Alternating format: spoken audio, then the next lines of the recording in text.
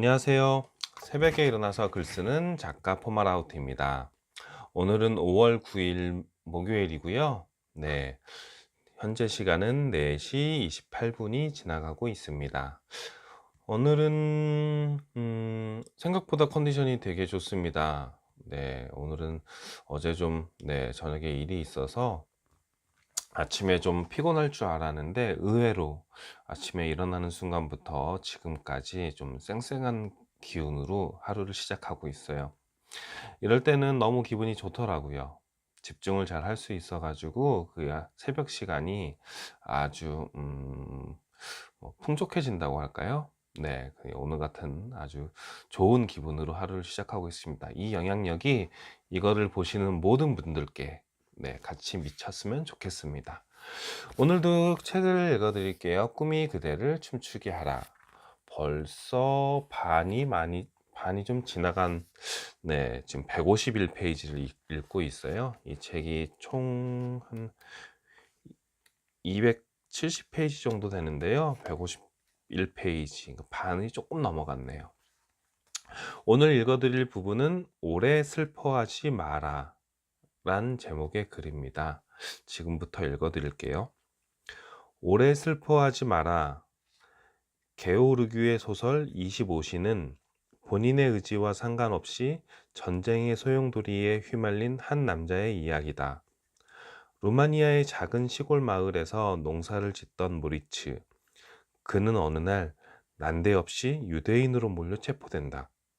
아무리 루마니아인이라고 주장해도 그의 말에 그 누구도 귀 기울이지 않는다.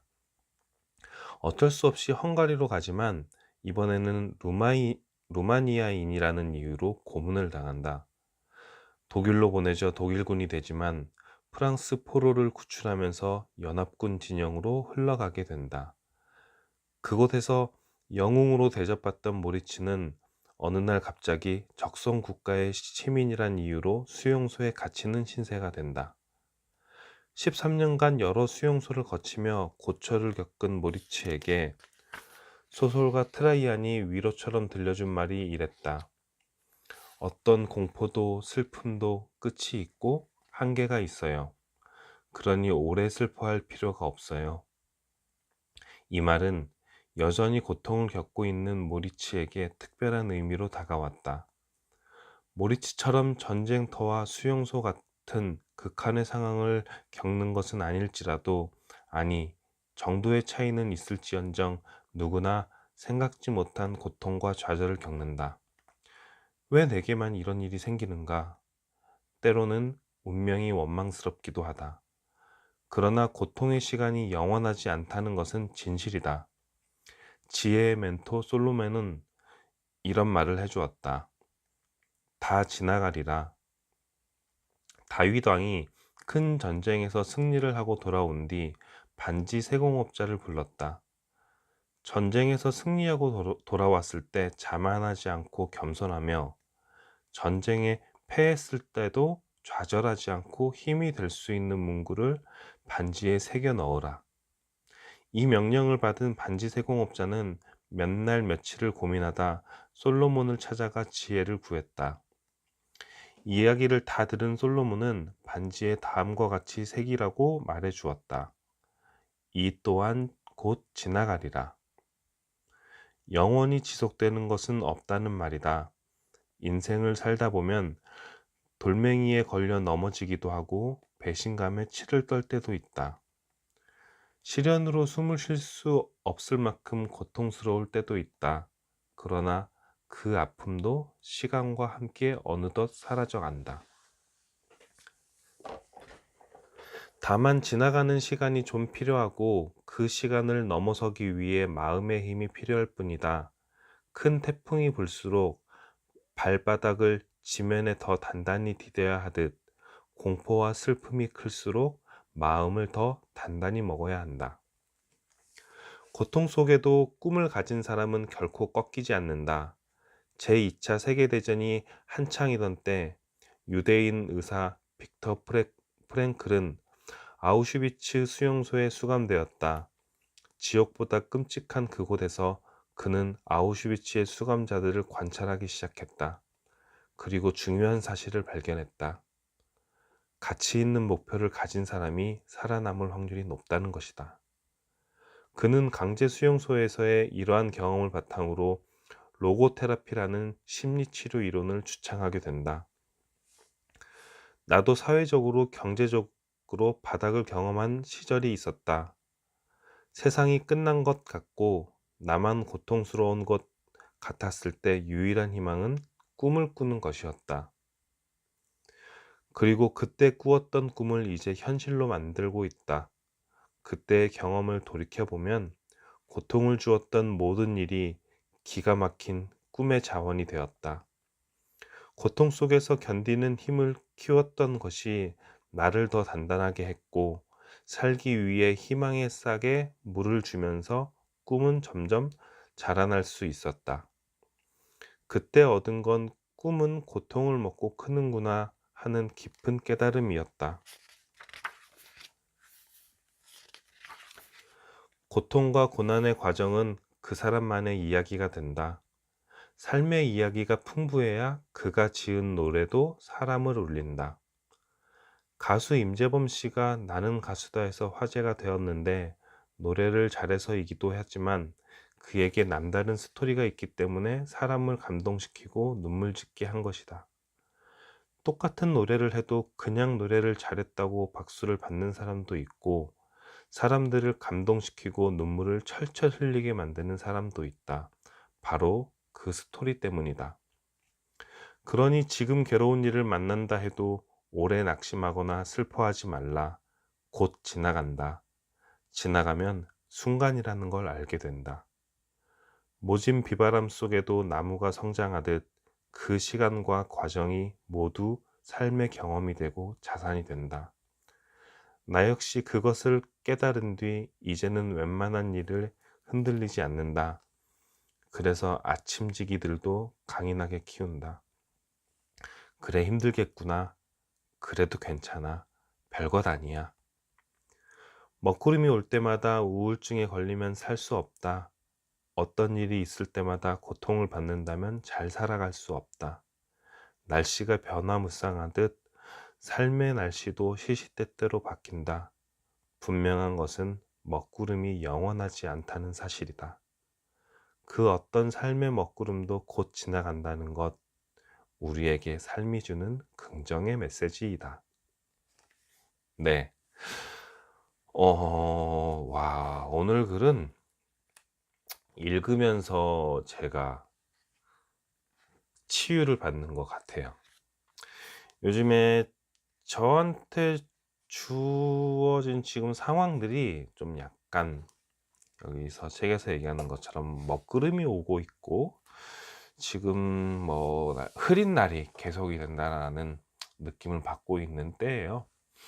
이 일이 이제 바빠서 이런저런 일을 이제 하고 있는 상황이라서 제가 지금 아침마다 하고 있는 이렇게 영상을 올리거나 그리고 글을 쓰는 활동은 꾸준히 하고 있는데 이게 좀 이제 시간이 지나면 지날수록 좀 발전이 되고 좀 업그레이드가 된다는 느낌을 받아야 되는데 그러지 못하고 좀 정체되어져 있다는 느낌을 좀 받는 요즘이고 그 다음에 많은 경험도 하고 그리고 책을도 좀 많이 읽고 또 그 외에 다른 활동들도 좀 많이 해야 내가 좀 그러니까 어, 제대로 살고 있구나 하는 이제 그런 느낌을 받는데 요즘에 좀 독서량도 좀 부족했고 그리고 대외 활동 그리고 이런저런 경험 같은 걸 좀 적게 하고 있는 바람에 좀 그렇게 정체된다는 느낌을 좀 받고 있었는데 책에 보니까 이제 그런 내용들을 해주고 있는 거잖아요. 그럼 인생에 굴곡이 있고 슬픈 일이 있으면 기쁜 일도 있을 거고 전쟁에 승리를 하기도 하지만 실패했을 경우도 있고 그러니 너무 낙심하지 말고 이 또한 지나가리라 이런 마음으로 살라라는 그런 내용의 글을 보니 좀 읽으면서 저에게 좀 감동이 오는 그래서 순간적으로 울컥 네, 하기도 했습니다. 그러면서 생각해 보니까 그래요. 저도 지금 저만의 스토리를 만들고 있는 거잖아요. 뭐 제가 지금 올해 40인데 40살 인생을 살면서 나름대로 뭐 이렇게 올라갈 때도 있고 떨어질 때도 있고 또 올라갈 때도 있고 작년 연말까지가 정말 그 바닥을 쳤던, 내 인생의 바닥을 쳤던 순간들이면 작년 연말 이후로 지금 차츰차츰 바닥을 다지는 중이고, 그러면서 조금씩 이제 성장해 가면서 오르고 있는 중이고, 그러면서 주변에 정말 좋은 사람들과 인연을 맺고 이렇게 바닥을 탄탄히 다지고 있는 중이라고 생각이 들어서 또 책을 읽으면서 다시금 힘을 얻게 되는 중입니다. 보면은 제가 이제 그 책을 읽으면서 이제 조금씩 메모를 해두는 게 있어요. 거기에 제가 메모를 뭐라고 했냐면, 뭐 영상을 통해서도 이런 말씀 드린 적이 있고, 그 다음에 제 글을 통해서 드린 적이 있는데, 정말로 꿈을 좀 멀리 세워놓고 그 꿈을 향해 달려가고 있으면 설령 그 중간 지점이 수정, 변경, 그 중간 지점에서 실패가 이루어지더라도 다시 정신을 차릴 수 있게 되는 것 같아요. 왜냐하면 내 궁극적인 꿈이 사라진 게 아니라 그 꿈에 가는 과정 속에서 그 과정 중에 하나가 흔들리게 되는 거기 때문에 어, 그, 뭐야. 그러니까 최종 꿈이 틀어지거나 실패된 게 아니기 때문에 다시금 정신을 차리고 나아갈 수 있는 거죠. 그러니까, 만약에 내가 뭐, 그, 단지 뭐 공무원이 되고자 뭐 준비를 하고 있었다면 그 공무원에 대한 꿈을 접게 되는 순간 그 꿈이 사라지고 나는 실패자, 낙오자가 되는구나라고 그 이제 낙심하게 되겠지만, 내 삶의 목표는 고작 공무원이 되는 게 내 목표가 아니잖아요. 예를 들어서 뭐 공무원이 되고자 했으면 내가 공무원이 된 다음에, 예를 들어서 뭐 세무 공무원이 된 다음에 나중에 뭐 국세청장이 돼서 우리나라의 뭐 그 국세 뭐 체계를 바로 잡은 후에 전체적으로 나라의 뭐 수준을 끌어올리겠다.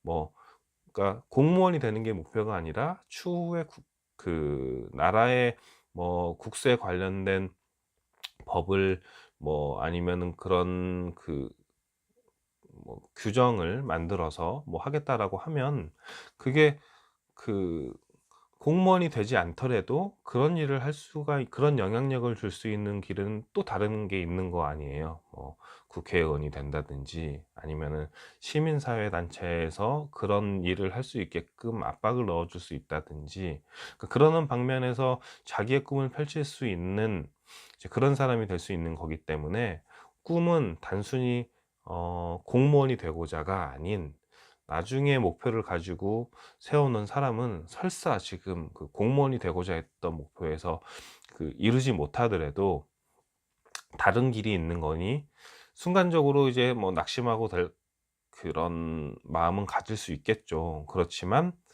그거를 이제 훅 툭툭 털어버리고 다시 시작할 수 있는 용기, 그리고 그런 힘을 얻을 수 있다고 생각을 해요. 저 또한 뭐 많은 일을 실행을 하고 도전을 하고 그런 과정에서 대부분의 사람들이 10가지 정도 도전을 하면 그중에서 성공은 10%, 20% 정도가 되고, 나머지 7번, 8번, 9번은 실패를 하는 경우가 많다고. 예. 그러니까 한 7, 80%는 실패를 하고 그중에 한두 번만 성공을 한다고 해요. 그 성공을 밑바탕으로 해서 더 큰 성공을 이뤄가는 거기 때문에, 어차피 제가 세운 목표는 대부분들은 실패를 할 확률이 많은 거고, 그렇게 마음을 먹고 살고 있습니다. 그런 과정들이 다 나만의 스토리가 돼서 나중에 뭐 제가 쓰는 책이라든가, 그리고 제가 나중에 사람들 앞에서 그런 꿈을 심어주는 강연 같은 걸 할 때 나만의 스토리가 입혀져서 거기에 더 많은 메시지를 주고 더 강력한 동기부여를 줄 수 있지 않을까. 네, 그렇게 조금 더 먼 꿈을 생각을 하며 오늘 하루를 충실하게 살아야겠다. 이 책을 읽으면서 그런 위안을 받았습니다. 네. 제가 오늘 말씀드린 이런 내용들이 이 영상을 보시는 분들에게도 그렇게 좀 작은 어, 뭐 동기부여나 그런 메시지가 전달이 되었으면 좋겠네요. 네, 오늘 영상은 여기서 마치도록 하고요. 시작할 때 말씀드렸던 것처럼 이제 오늘은 목요일이고, 그리고 오늘 내일 고생하시면 우리에게 또 행복한 주말이 오니 조금 더 힘드신 일이 있으시더라도 조금 더 기운 내시고 오늘 하루 힘차게 하루 시작하셨으면 좋겠습니다. 네, 저는 영상 여기서 마치고요. 인사드리겠습니다. 네, 사랑합니다. 감사합니다. 저는 내일 뵐게요. 안녕.